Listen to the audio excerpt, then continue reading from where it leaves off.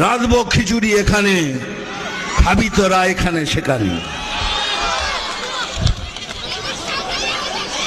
এই রে সাপেরটা না রে,